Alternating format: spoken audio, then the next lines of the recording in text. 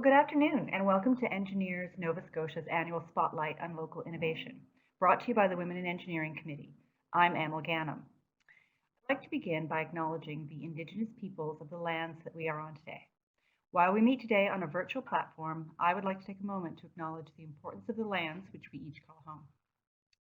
We do this to reaffirm our commitment and responsibility in improving relationships between nations and to improving our own understanding of local Indigenous peoples and their cultures. From coast to coast to coast, we acknowledge the ancestral and unceded territory of all the Inuit, Métis, and First Nations people that call this land home.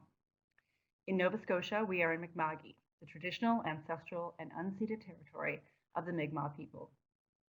With this acknowledgement, we would also like to acknowledge all Indigenous peoples who call Jabuktuk home, and to acknowledge that we are all treaty people. Please join me in a moment of reflection to acknowledge the harms and mistakes of the past, and to consider how we can and are, in our own way, moving forward in a spirit of reconciliation and collaboration.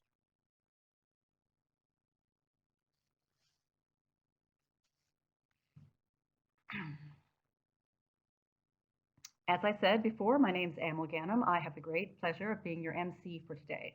This is our 8th annual Spotlight on Local Innovation event, part of Engineers Nova Scotia's events during March, which is National Engineering Month. Due to the large number of participants, your experience will be limited to the presentation content and the Q&A pod, so you don't need your video or microphone. Questions can be answered into the Q&A pod. So today's event has been organized by Engineers Nova Scotia's Women in Engineering Committee. The WE Committee's goal is to increase recruitment, retention, and advancement of women in the engineering profession under 4 subcommittees: youth engagement, networking and mentoring, improving working conditions, and general public awareness. In addition to supporting and promoting women in engineering through networking events, lunch and learns, and mentorship activities, this committee works towards the organization's 30 by 30 goal, which means to increase the percentage of newly licensed members by identifying as women to 30% by 2030. This committee would also welcome new volunteers if any of you are interested in joining. Today's Spotlight on Local Innovation is a chance to hear about some high-profile projects that are happening right here in the Maritimes. I'd like to take a moment to thank Catherine Risley and Meridia Recruitment for sponsoring this event. Catherine is one of the original founders of the Women in Engineering Group, and she has been a part of the organizing committee for this event since the very beginning. So thank you very much, Catherine. We are grateful for your time, energy, and passion. Additionally, I'd like to thank Engineers Nova Scotia for your sponsorship and ongoing support. And from Engineers Nova Scotia, we have Pao Mann, CEO and Registrar of Engineers Nova Scotia, Chris Dove, the Chief Operating Officer and Treasurer, Heidi McKnight-Whitford, Director of Outreach and Partnerships, Christine Larocque, Director of Communications and IT, and Beth Bellavo-Salos, Professional Development Coordinator. We also have several members of Council joining us today, including the President, Krista Cummings, Darren McLean, Vice President, and Councillors Jeff Knapp, Adam Donaldson, Alana McClellan-Bonnell, Roxanne Tate, Eva Parada, and John Newhook. Thank you very much for your support. And we would like to welcome the following guests who are joining us: Janet Bradshaw, CEO and Registrar of Professional Engineers and Geoscientists of Newfoundland and Labrador; Cassandra Polizou, Manager of Diversity, Equity and Inclusion with Engineers Canada; Jeanette Southwood, VP Corporate Affairs and Strategic Partnerships, Engineers Canada; and several representatives from Techsploration: Emily Boucher, the Interim Executive Director, and Margaret Davidson, Program Manager. Techsploration is an organization whose mandate is to increase the number of women working in science, trades, technical, and technology-related occupations by assisting young women from diverse backgrounds to explore a wide range of career opportunities in these fields. And now on to our first spotlight of the day. So today we have the great pleasure of bringing you 3 presentations on very exciting projects being led by engineers right here in Nova Scotia. Our first presenter, Colleen Rawlings, P.Eng, FEC, PMP, is a civil engineer who graduated from the University of Western Ontario. Colleen is the Principal Manager of H3R Inc. Her experience includes management of a variety of multi-year, multi-million-dollar projects. Colleen is an engineer in residence at Dalhousie University in the Faculty of Engineering and Vice Chair of the Halifax Water Board of Commissioners. Colleen is committed to adding value to the organizations that she partners with. She's here today to provide us with a presentation on her experience witnessing the ongoing innovation at the IWK Health Centre. Please join me in welcoming Colleen. It's a pleasure to be part of this year's Spotlight on Innovation event with Engineers Nova Scotia and present to you the innovation highlights of the IWK redevelopment project. As you just heard in that thoughtful introduction, my name is Colleen Rawlings. I've been a professional engineer for over 26 years. I'm a self-employed project engineer, engineer in residence, and Halifax Water Board Commissioner. For the past few years, I've had the opportunity to manage projects at IWK Health. For today's presentation, I would like to highlight the innovation I witnessed over the past 2 years of the MRI redevelopment project. This project is unique as the first partnership for a major project at IWK Health and Nova Scotia Transportation Infrastructure Renewal. The Nova Scotia Department of Health and Wellness announced $6.9 million in funding to construct a new MRI suite at the IWK to house a new magnetic resonance imaging, or MRI, equipment at the IWK.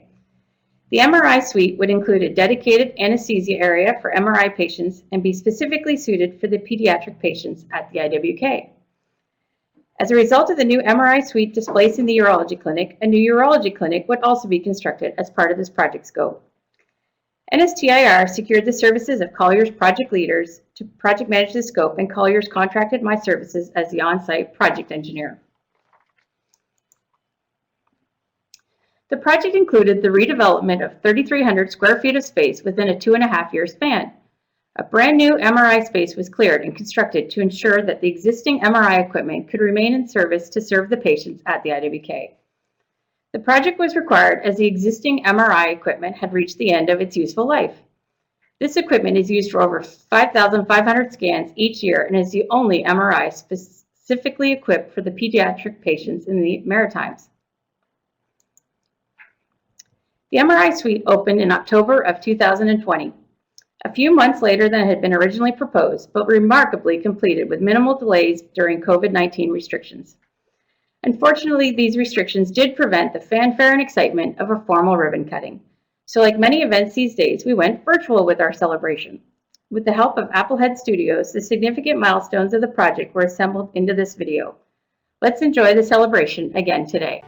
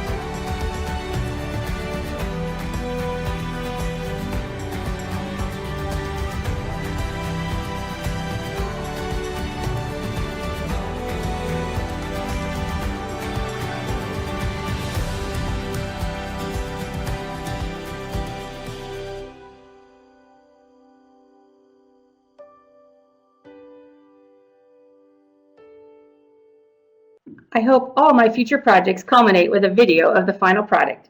It makes presentations such as these much easier. As I thought about today's presentation, I realized there had been 4 areas of focus of this project that required innovation to produce the MRI suite in its final phase: design construction, the MRI equipment, and the MRI simulator.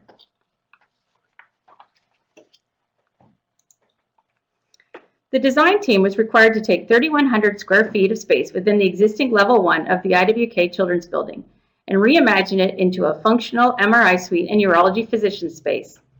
This final location was the second location considered for the project, but it was advantageous compared to the first option of developing the current MRI space, as it accommodated construction and installation of the new equipment while the existing equipment remained in operation. As well, it had access to an exterior wall, which, as you saw in the video, was very strategic for equipment delivery. The design of the space was required to take into consideration clinical flow of patients arriving in the waiting room through being prepped for an MRI examination and finally into the scan room. This clinical flow in an MRI suite also involves the clear delineation of safety zones to ensure all personnel have the appropriate training as they approach the scan room. Infection Prevention Control, or IPAC, is paramount in healthcare facility. The design of the area required particular attention to ensure IPAC precautions are implemented. As well, several areas of the MRI suite must consider the protection of patient privacy and confidentiality throughout their visit.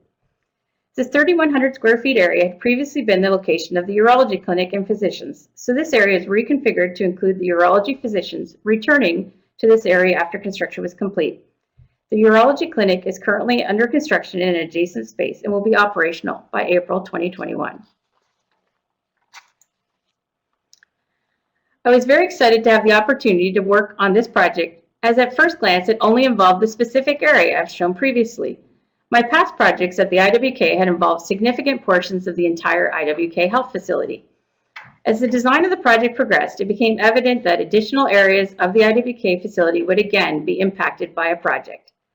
Additional air handling capacity required an air handler unit to be installed on the 4th floor roof, with insulated ductwork to be installed from level 1 to level 4.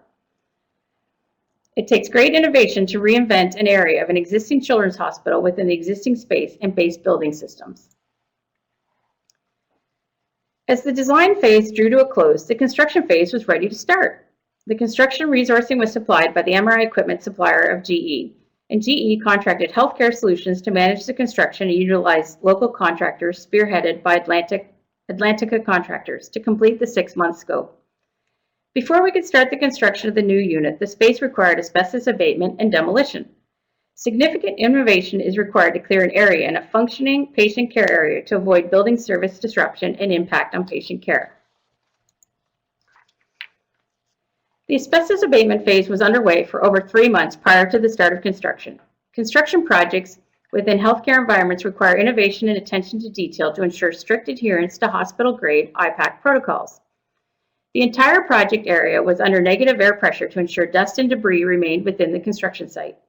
This was especially challenging as the exterior wall of the IWK Children's Building is 22 inches thick. 7 12-inch diameter holes were core drilled through this wall to provide the negative air exhaust. As abatement was nearing conclusion, COVID-19 restrictions were being put in place in March of 2020. Ironically, with the personal protective equipment required for asbestos abatement, continuing work during COVID-19 restrictions was fairly straightforward. Construction of a new MRI suite will always come with challenges. Construction of a new MRI suite in areas adjacent to acute patient care area requires innovative planning and implementation to minimize the noise and building service disruption to patient services. A significant task in this project was to open an 8-foot by 10-foot hole in this same 22-inch thick exterior wall to accommodate the magnet delivery. This slab weighed over 2,000 pounds and was cut into 4 sections to ensure the safe removal of these sections. As well, an entire room was constructed of these copper panels to ensure that radio frequencies do not penetrate into the scan room and impact the image. All of these complex construction tasks were required to remain on schedule for the fixed date of delivery of the magnet on August 8, 2020. As you saw in the video, 2 significant lifts were coordinated. The first in July for the air handler unit to the 4th floor and the chiller to the 2nd floor roof. The second in August for the arrival of the 4,500 kilogram or 10,000 pound magnet. All the necessary safety precautions and lift plans were put in place for these two events, and communication was required for the interruption of traffic and deliveries to the IWK facility. While the location on an exterior wall was very strategic and beneficial, the location of it being on level 1 required the erection of scaffolding to hold the magnet prior to delivery into the building. The magnet was lifted onto the scaffolding that had been engineered for the 10,000 pound weight. Once lowered onto wheels, it was rolled into the building. Another great innovation built into this project was that this opening was enclosed at the end of the project in such a way that will permit the removal and replacement of MRI equipment in the future when it reaches the end of its useful life with minimal effort. MRI equipment typically has a 10 to 15-year lifespan. After approximately 4 hours of effort, the magnet was rolled into place, positioned, and leveled onto its seismic restraints. The MRI is bolted to the building for added safety precautions in the event of a building collapse in accordance with the National Building Code. A huge sigh of relief at the end of the day on August 8th to have the equipment valued at over $2 million safely in place. As I mentioned during the design phase, the construction activities included numerous building modifications throughout the children's building. Structural steel reinforcement was required on the floor of the scan room to support the 10,000 pound magnet. As well, medical gas supply pipes were installed from the sub-basement up through level 0 and into level 1 for the anesthesia equipment. Exterior insulated ductwork was installed along the face of the building and on level 4 roof to the air handler unit. A glycol chiller to maintain the magnet operation was installed on an adjacent level 2 roof. The design team from EXP and M&R Engineering were innovative in finding space and connections to the base building systems.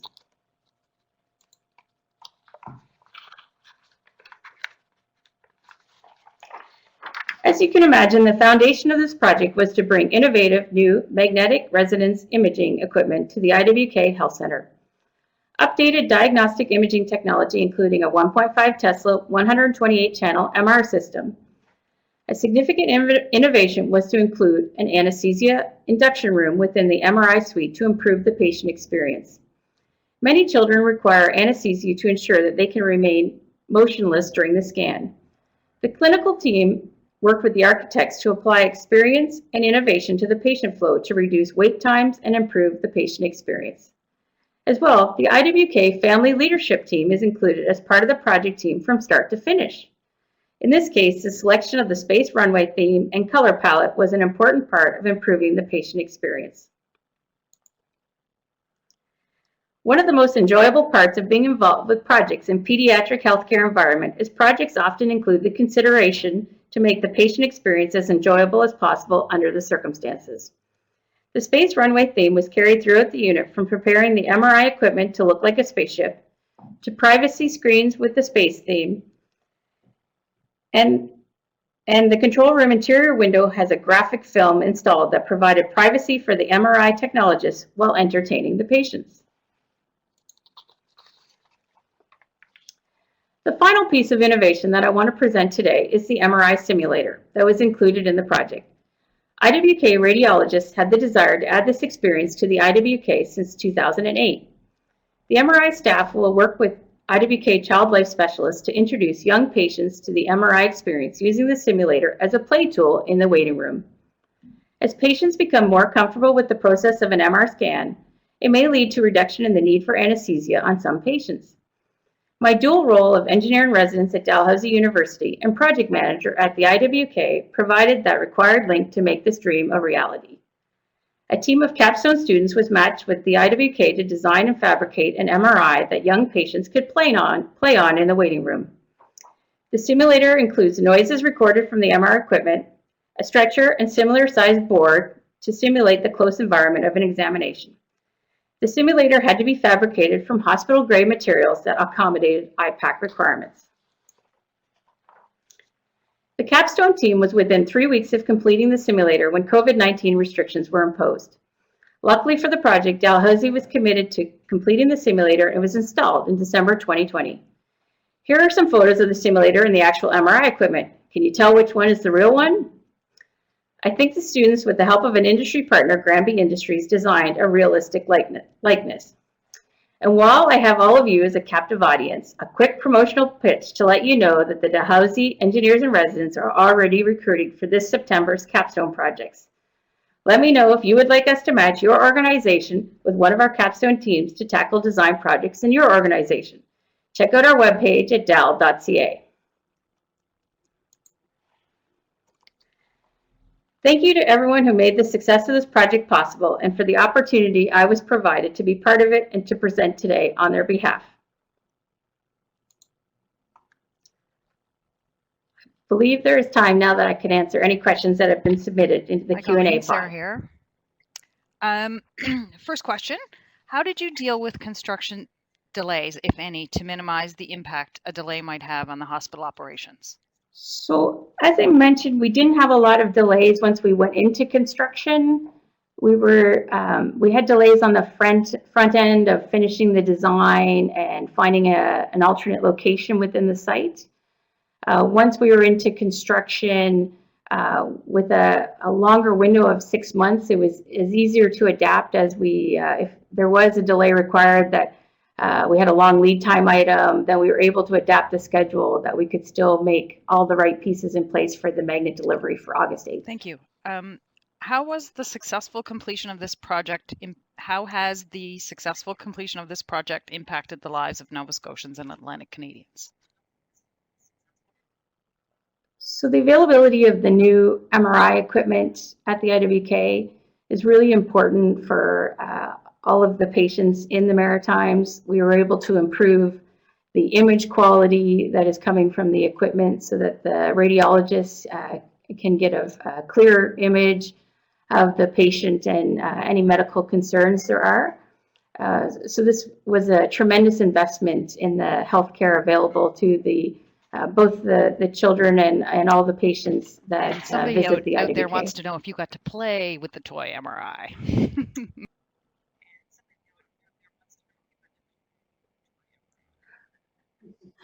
I did not get to play with the MRI, but that's a great idea. Maybe I will when I go back this afternoon. On the Q&A, and I think that's it for questions. Thank you, Colleen.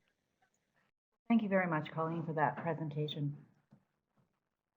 It's my pleasure to introduce our next speaker, Tanya Davis, P.Eng, PTOE. Tanya's presentation today will cover how mobility has changed in Halifax since the adoption of Halifax's Integrated Mobility Plan, why this change is important, and how it plays a part in our climate mitigation strategy, Halifax. Welcome, Tanya. Thank you for the introduction and for inviting me to speak today.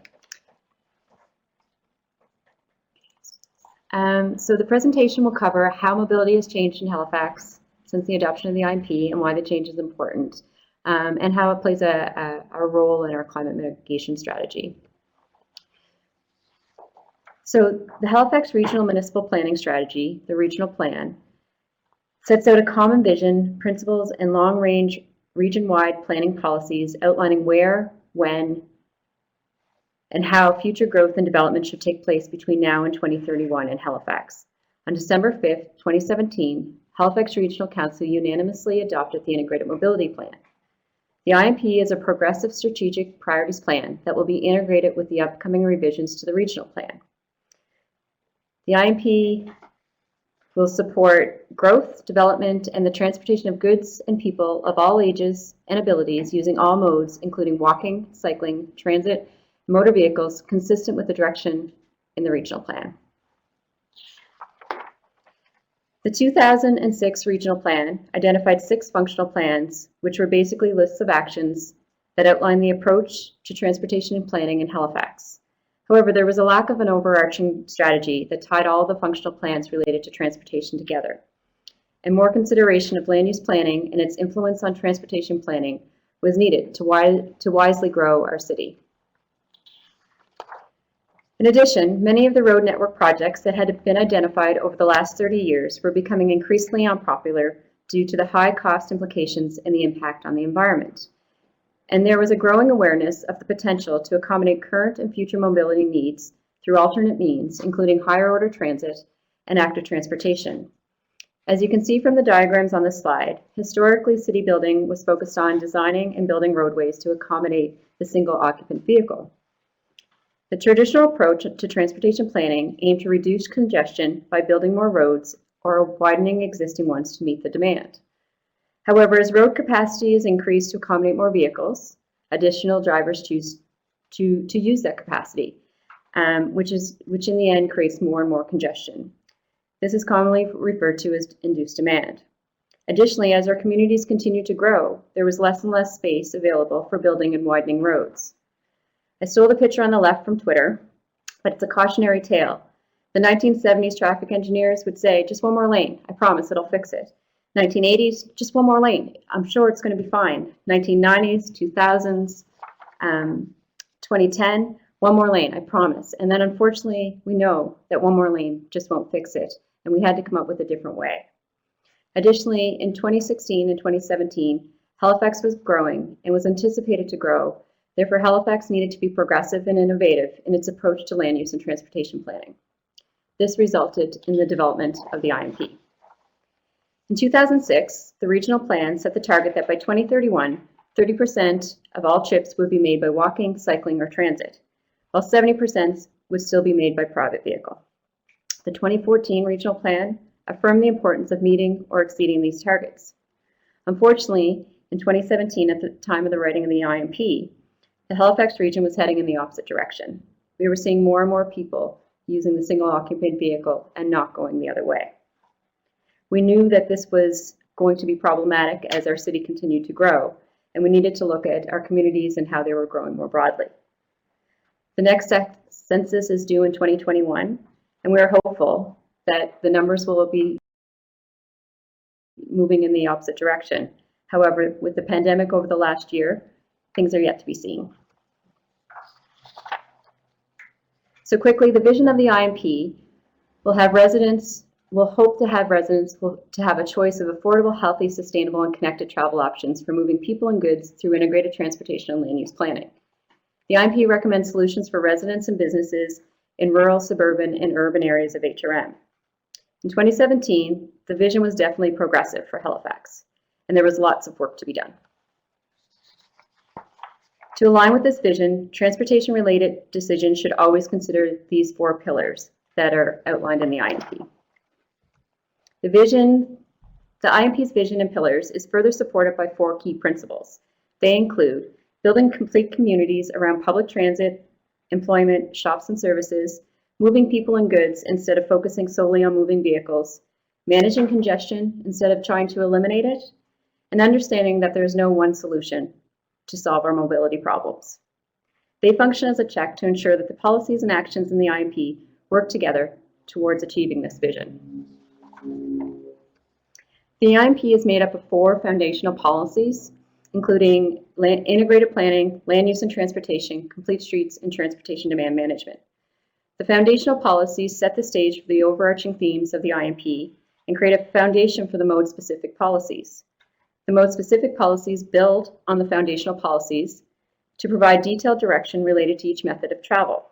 When taken together, carrying out the actions and consistently applying the policies, we can transform the way people move around the Halifax region and help to shape our communities for a sustainable future. Based on the policies that were outlined in the IMP outlines an integrated package of 137 recommended actions to be rolled out between 2018 and 2031. We track these actions quarterly. The website is there if you're interested. This slide basically outlines where we are and what the status of those actions are currently. I think it's important to note that Halifax is growing and is expected to keep growing. Halifax was the 3rd fastest growing Canadian city in 2019 and gained nearly 10,000 new residents, which broke our own population growth records for the 4th year in a row. That's pretty impressive for Halifax.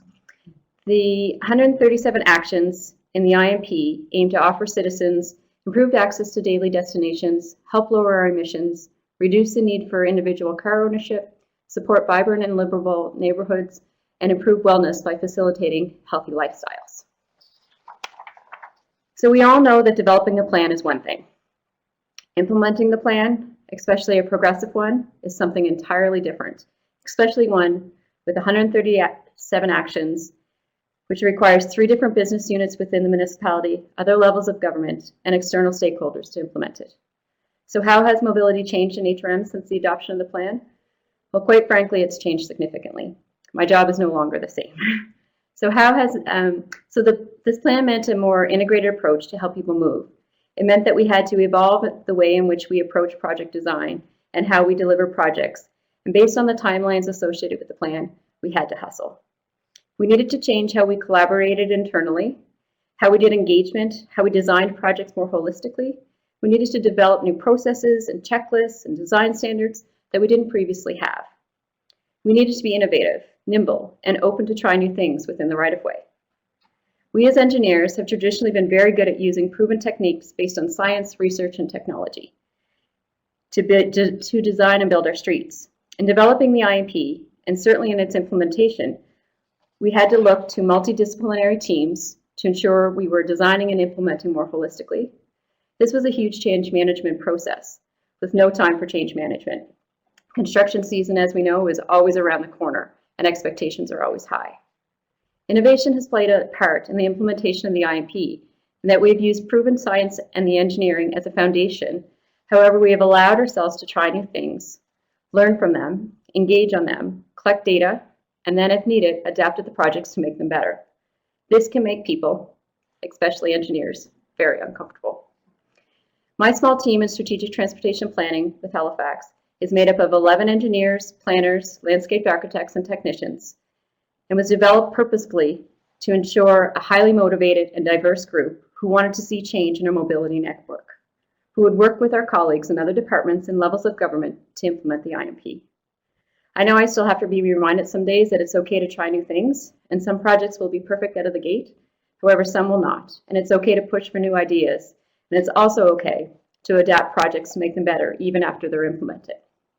As an engineer, that can still be uncomfortable. Our ability to work collaboratively together, to be innovative in our planning, design, and construction has seen many projects implemented quickly since December 2017. Some examples of these innovative projects over the last few years include things like increased data analysis on how and who is moving in the city has become even more critical in our decision-making processes. Programs like the Halifax Mobility Response to COVID-19, which includes the implementation of 16 kilometers of slow streets and the closure or reconfiguration of several streets to support businesses, was an interesting process for all of our teams within HRM and something we hadn't previously done.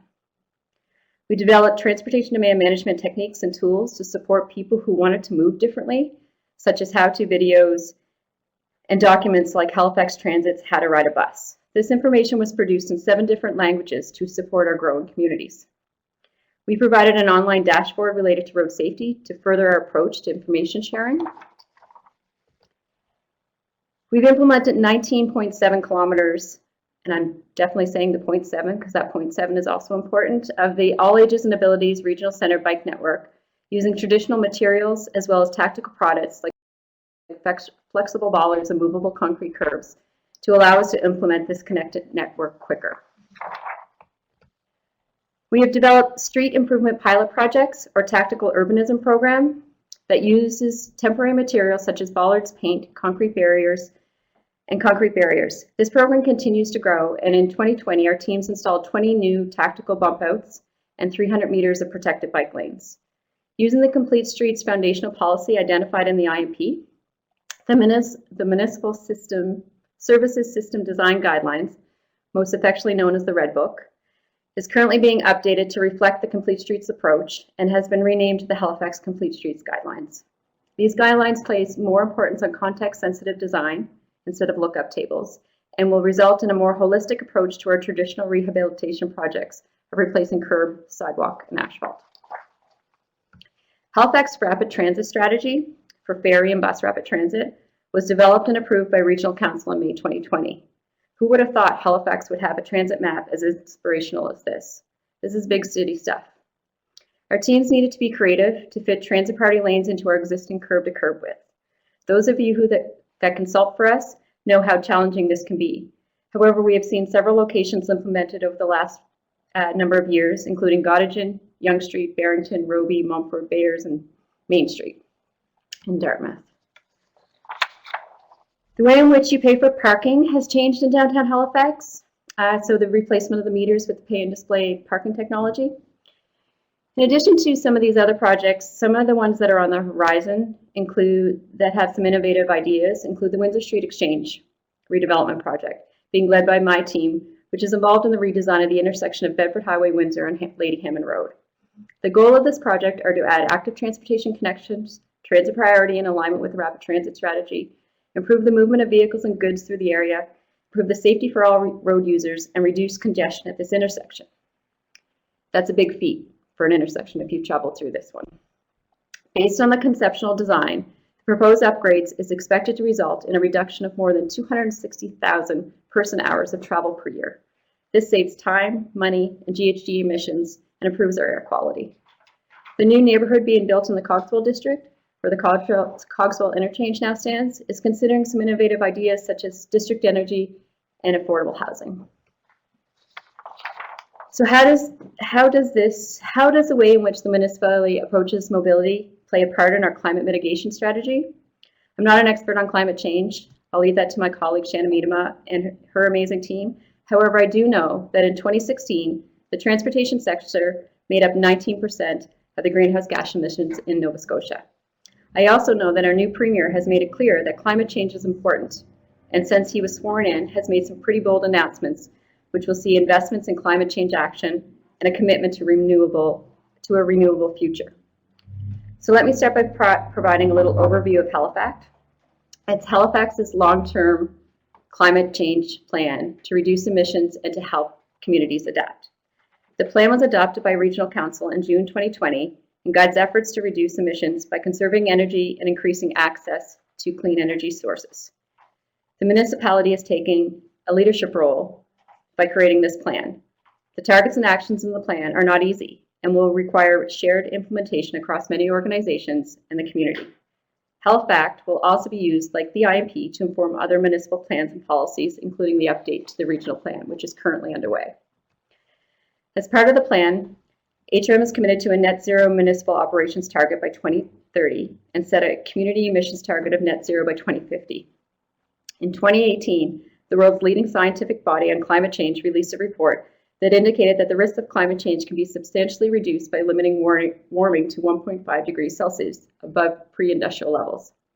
If the world continues to emit its current level of greenhouse gases, we will reach that 1.5 warming within just 10 years. So action is necessary. A low carbon pathway was constructed as part of Halifax, with actions that align with the 1.5 degree pathway. Actions from multiple sectors were modeled, including building, energy supply, transportation, water, wastewater, and solid waste. The municipality is actively working towards tackling climate change and preparing to increase the resilience of our community's infrastructure and environment to likely impacts of climate change through several different initiatives. The IMP is in alignment with Halifax targets to decarbonize transportation by seeing multimodal shifts from single occupant vehicle to more sustainable modes like active transportation, rapid transit, and the electrification of fleet. Halifax Action 8 assumes that all of the mode share targets in the IMP are realized by 2031 as part of the energy and emissions modeling to get to net zero by 2050. By expanding transit and active transportation networks, more community members will be able to choose low carbon transportation methods, reducing congestion, improving air quality, and improving the physical and mental health of residents. So what can you do? Well, it obviously can't be summed up in one slide. So here's just a few thoughts though. Thinking about mobility and climate change together is important, and we can all make small steps to have a collective large impact on the environment. I urge you to consider some of the following. Get involved in a constructive way to engage and provide feedback on municipal projects. I'd love to see you out there, although virtually right now. Challenge yourself to think about how you move around the city and ask questions on how you can do it more sustainably, even a few days a week. We've got lots of information on our website. I'm more than happy to help with that. Challenge your designs to be creative and innovative. Safe to fail projects are important. Test new things in our right-of-way and on our streets. Create multidisciplinary teams to ensure holistic projects, and get yourself educated. Be aware of and respond to climate change however you can. Only through our collective efforts can we make climate targets a reality. That's all. Thank you.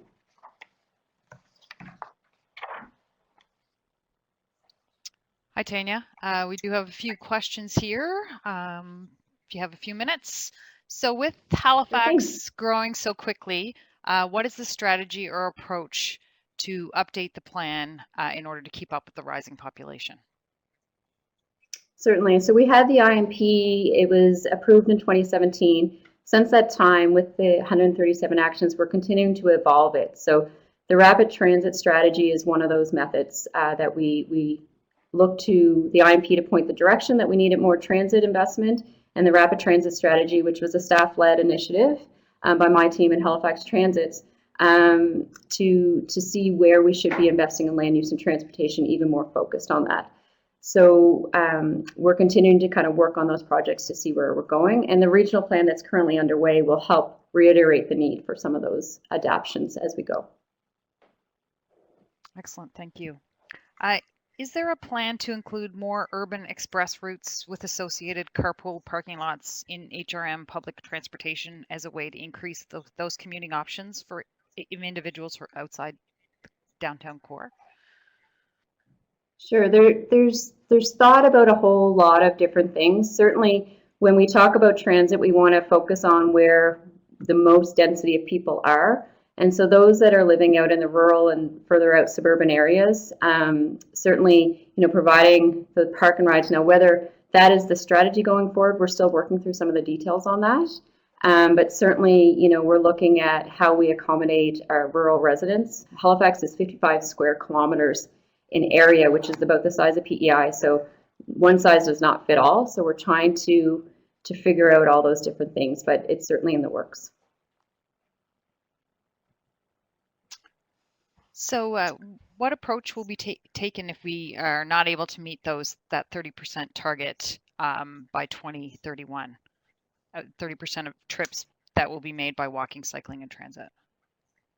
Yeah, that's a tough one, Sarah. I think, certainly we're striving and we're working on it, certainly with the pandemic and investment. I think if we don't hit those targets, certainly we'll struggle with trying to reach all of our goals around climate change and that type of thing. So there is a push to do it. And certainly we've seen a lot of interest from our federal partners to see investment around climate change. So I'm hopeful that we will be able to meet it. I don't want to look at it negatively. I think that we're hopeful that we can meet those targets.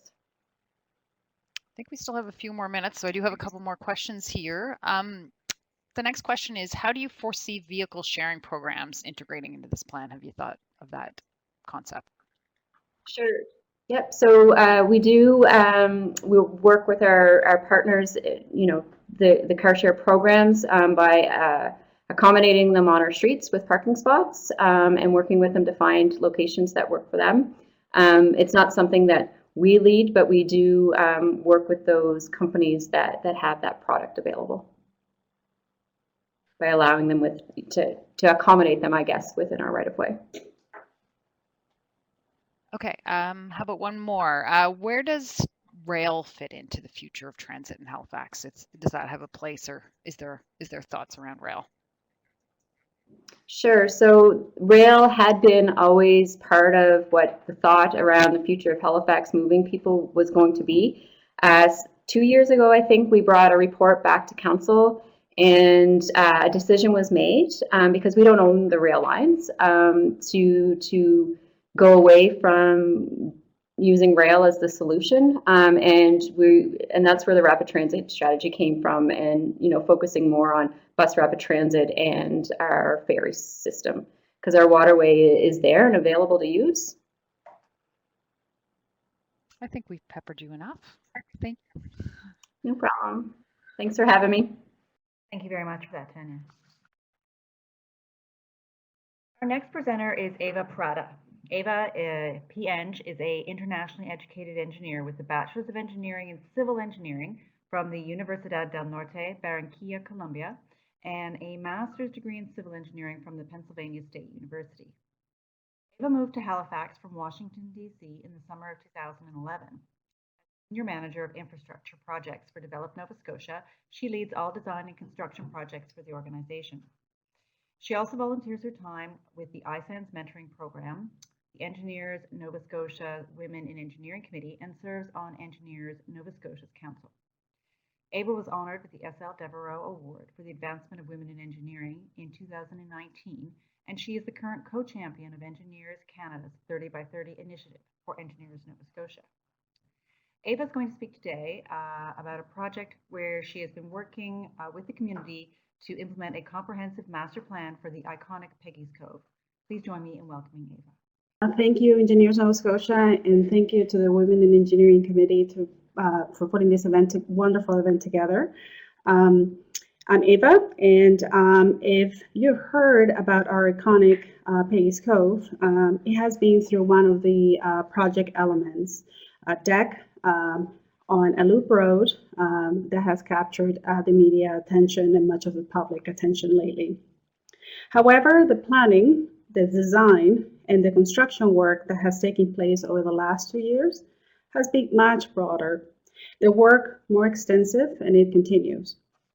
I'm here to tell you a bit more of that story behind our project, our work with the community and other stakeholders, as well as our lessons learned on this project. To illustrate a few of the issues affecting Peggy's Cove over a normal, not COVID, a normal year of visitation, where it hosts about 700,000 visitors a year, I'll be sharing a video and a few pictures. The video you're about to watch was taken from the Southwester restaurant on Peggy's Cove Point Road in September of 2019.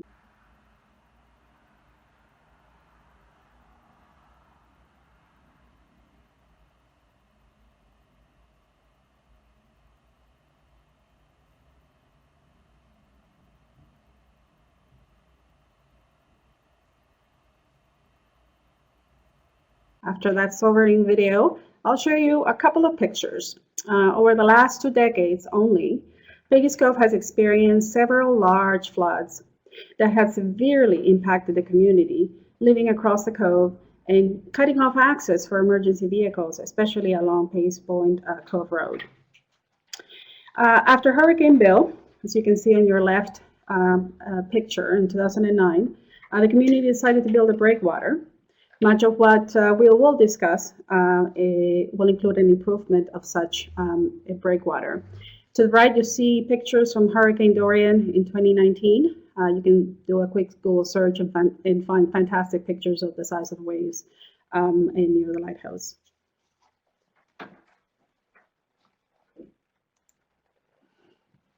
As we illustrated some of the issues affecting Peggy's Cove, there were others as well.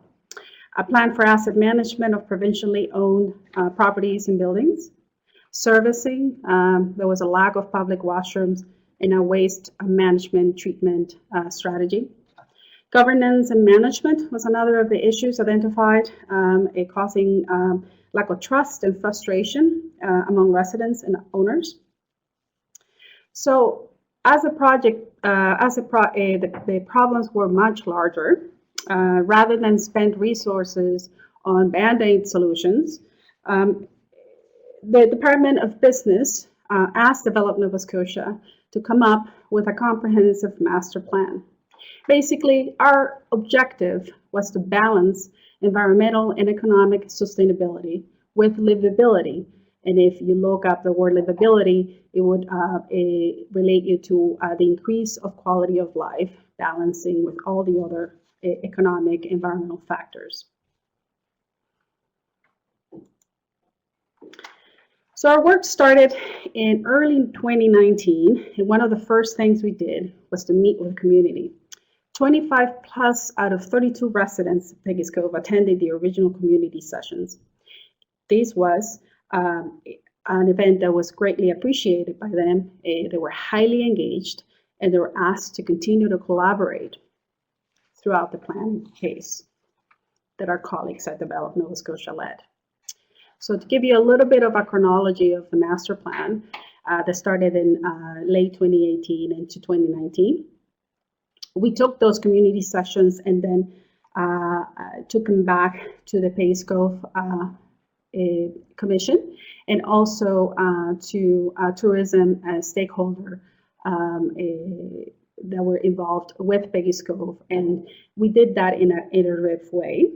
In doing that stage, we generated ideas and discussed the general problems more in order to define them better. And as we did that, we moved into the layering the technical options that were there to potentially solve some of those issues. And right into following that, we had a week of, we call it the design week, from February 25th to March 1st, where we completely open the place for a drop-in session for anybody from the general public, anyone, business owners, tourism operators, to drop in and had a chat with us. And that made part of creating our draft master plan until late March, that we finalized it and presented it to the community.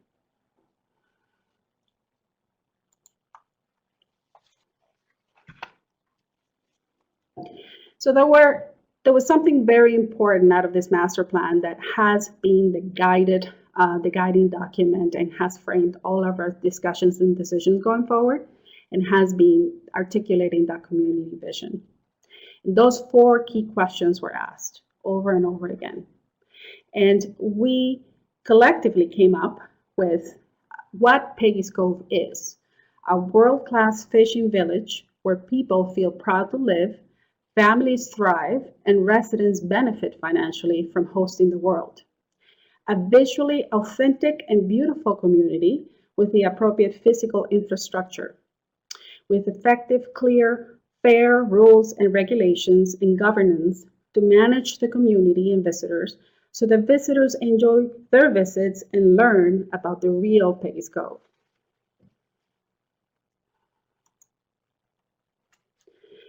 So some sketches and old pictures and even a mind map in there. And we were trying to really understand what is the essence of our task here. And we spent a lot of time thinking about the form of the village. And what we heard clearly was Peggy's Cove is more than a lighthouse, or a coastline or a natural landscape. It is a living community first.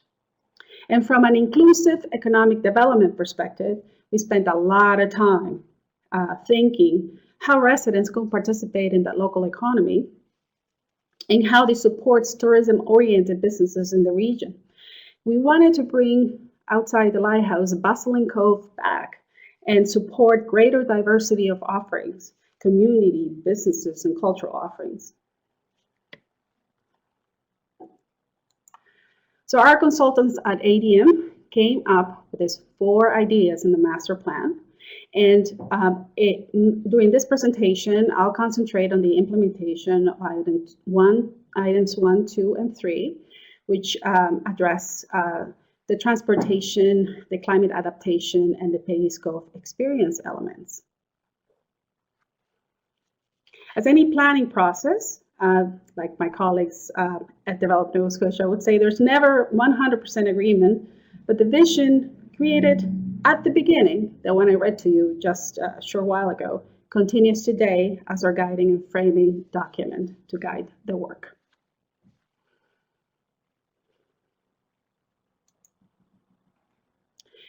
So as we moved towards implementation in 2019 and 2021, you might be wondering what's happening in Peggy's Cove today. There is a lot moving forward. It mainly has been due to the availability of funding from a stimulus program due to COVID in March of 2020. And also, it was due to a slowdown in visitation, allowing the more disruptive work to be carried out now and be in place for a recovery. So in other words, the work of a 3 to 5 year program got compressed in 18 months.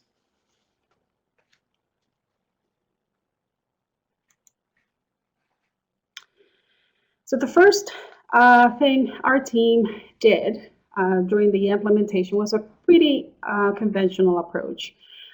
However, we exercise innovation by coming up with a number of ways that we can gather data. So we spent a lot of the summer and the fall of 2019 doing exactly that. We flew a plane over Peggy's Cove to collect LiDAR information. We got every topo information within 5 centimeters of accuracy. We did a wetland delineation study with botanists and environmental scientists. We did a traffic study, and we'll get into that in a minute. An archaeology study, a coastal study, and we fed that information in a consulting RFP and picked up our partners, Harborside Engineering, together with sub-consulting team at EDM, Omar Gandhi, and Globe, and others. And the key was to imagine and dream big, and then bring back design ideas and test this through the execution lens. We used an incremental approach. We thought about gates at 30, 60, and 100% that have an iteration or a way to test the ideas, both with the community stakeholders and with the data that we were collecting.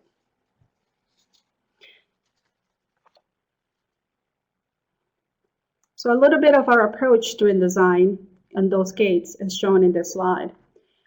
So what our objective was, and what we learned, was that it was most beneficial to stay open at the very beginning with our designs. Really open it wide up and be open to consultation and be open for ideas not to be popular, be open for ideas to be popular and how to advance them through the execution lens. As you move from 30, 60, and 90 to 100% design, as it is normal, the risk constraints become more impactful.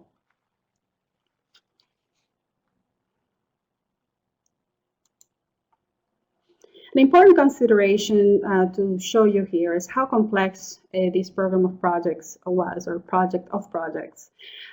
What you see in red are the federal-owned lands, and what you see in blue are the provincially owned assets, and some of the rest of the lands that you see that are privately owned. So that was a significant issue affecting timelines for our project, and has been. However, we are executing 3 major portions of work. So you'll see in purple, we have been working with the partners at NSTIR to execute some of the Peggy's Cove Point road raising as a climate adaptation project. And we've improved the drainage alongside the cove, constructed a boardwalk.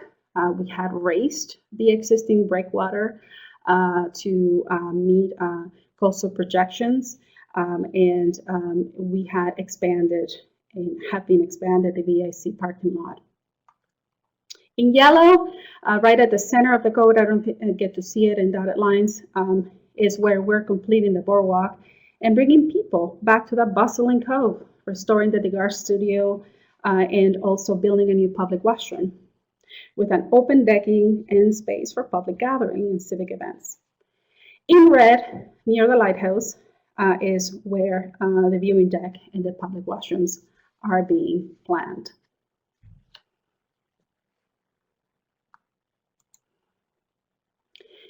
The Peggy's Point Cove Racing, Peggy's Point Road Racing is a project that we've been working on with NSTIR since the fall of last year. And we have been using that opportunity to also add a significant amount of sidewalks and a boardwalk to separate pedestrians from cars.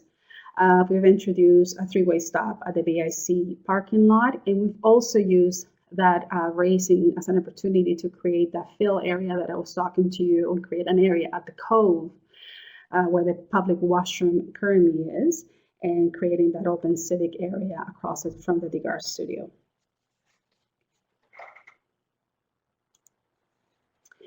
The new turnaround loop connected to the Peggy's Point Cove Road, it was an interesting design process. At 30%, we took a couple of options, or options 1 and 2 to the right-hand side, to the community. And actually the community came up with option 3, and the one that we executed today, which was a much better design. It allowed for a larger lay-by area, connected it to the viewing deck, and it proved to be highly successful. So we're still working at that right now with NSTIR. The breakwater improvements, as I mentioned earlier, were built over the existing breakwater. built by the community years ago. And we used the same rock from the adjacent projects to enhance and raise the breakwater to meet 2100 planning horizon projections at 1%, to the highest that we could possibly raise it.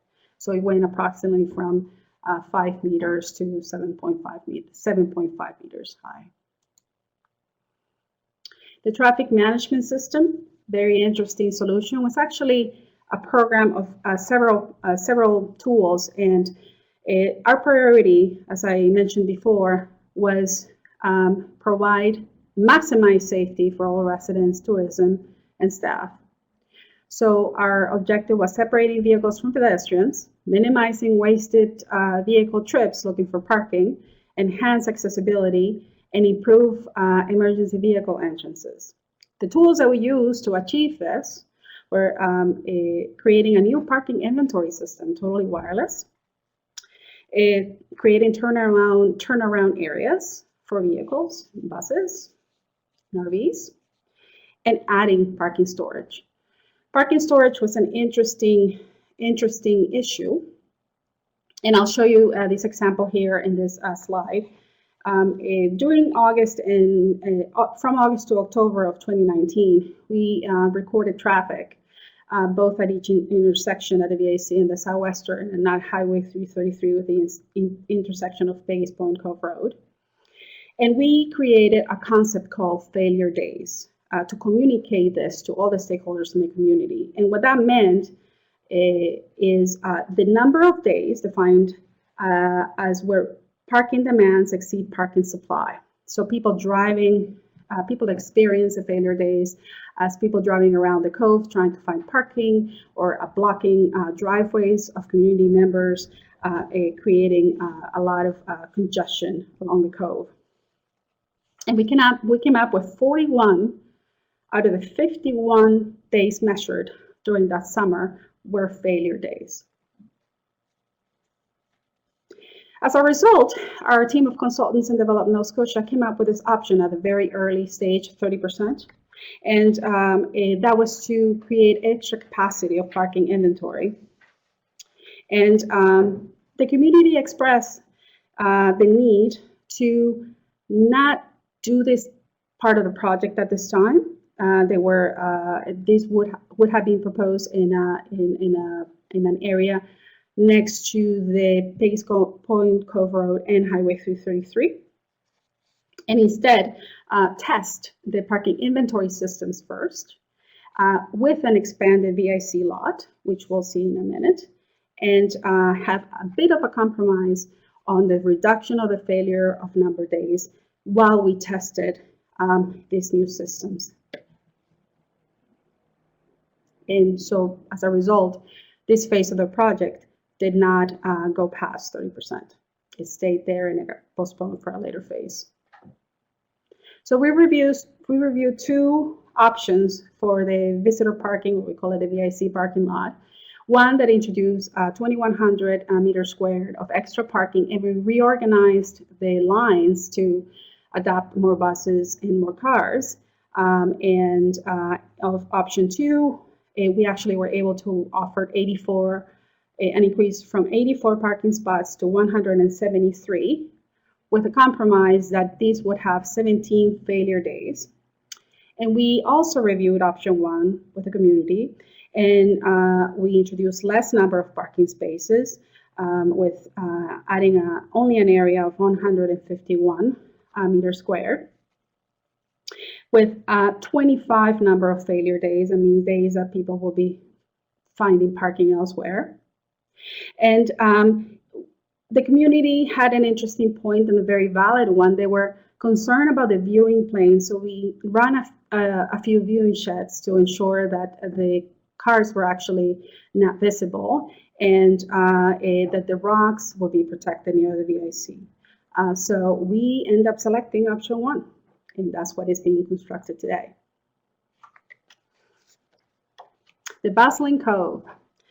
So returning back to this part of the project that Develop Nova Scotia is executing, the Gar Studio is being raised on a new crib and restored for other seasonal uses, which can spill onto the boardwalk. And right across the street, you see in a triangular trapezoidal shape the new decking around the public washroom.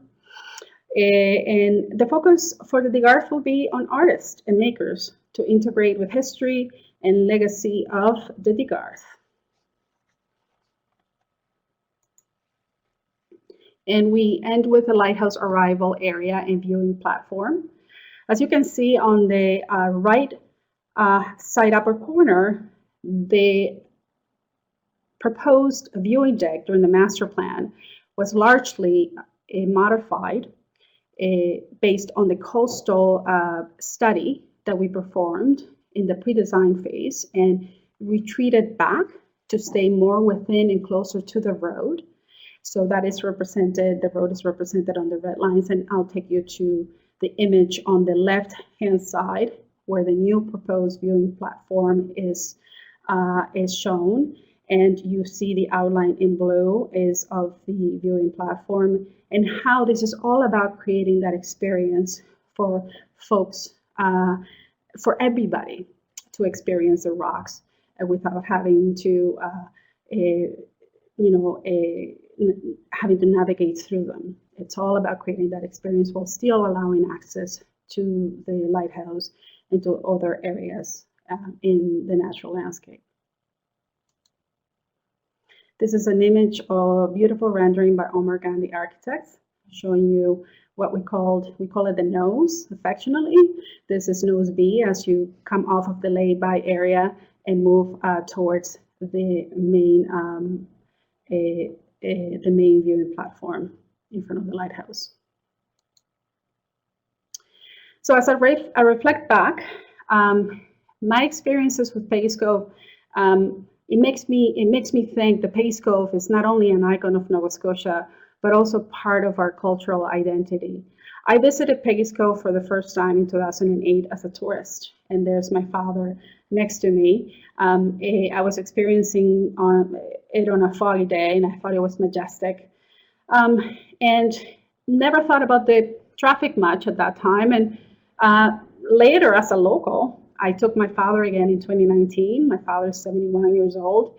And all I can think about, despite that beautiful day, was for him not to get hurt trying to navigate the rocks.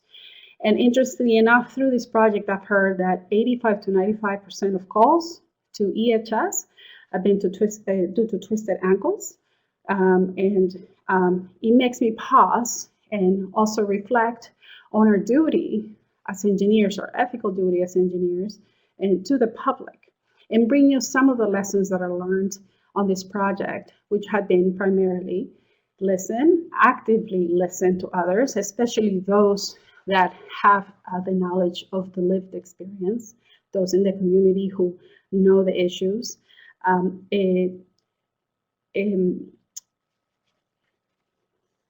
Speak clearly. It's something that we all engineers struggle with.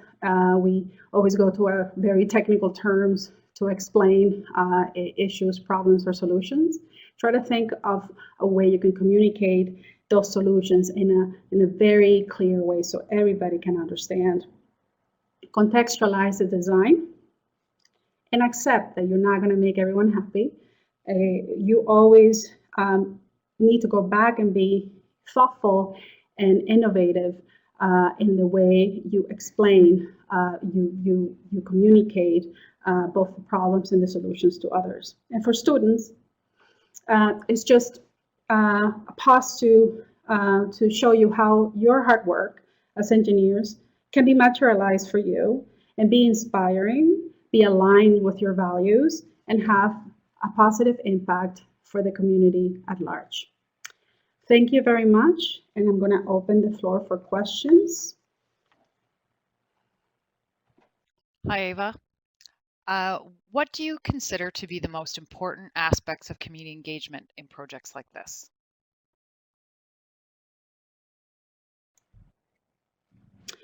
I'm going to repeat the question. I think I cut you off there for a minute. What are the important aspects of community engagement? That's right. Okay. So to us have been staying open. No design is ever final, and really listen. The community has been able to give us good and better traffic data or flooding data, and we've been able to test the information that we've received with the studies, and it all checks out. And they have other more knowledge than you as engineers are probably uncomfortable getting feedback, but open that design early on. In this way, you'll ensure you're building trust throughout the process. Even as the designs are finalized, what we've learned is that there's always room for improvement. And it's very, very important that we stay open to other people's opinions and views. Okay, there was a related question on Mi'kmaq people. Were they consulted and how? Yes, we followed the prescribed process of the Office of Aboriginal Affairs, and throughout the planning and construction, we sent various letters, and we met with them throughout construction. We engaged an archaeologist during construction for monitoring services, and we've been providing that information to the group. We also had a meeting with the Friendship Center, and we went on a walk with them with botanists and to identify areas around our viewing deck that were not around our viewing deck, that were potentially there for harvesting of the sweetgrass. So yes. Okay. Excellent, thank you. Who is responsible for the maintenance, upkeep, and upgrades to the new infrastructure?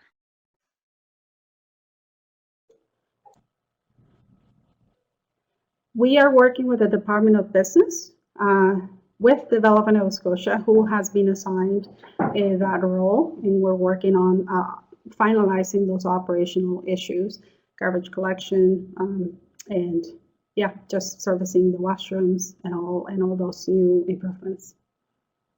And the breakwater, we created an easement, so the province will have a way to improve.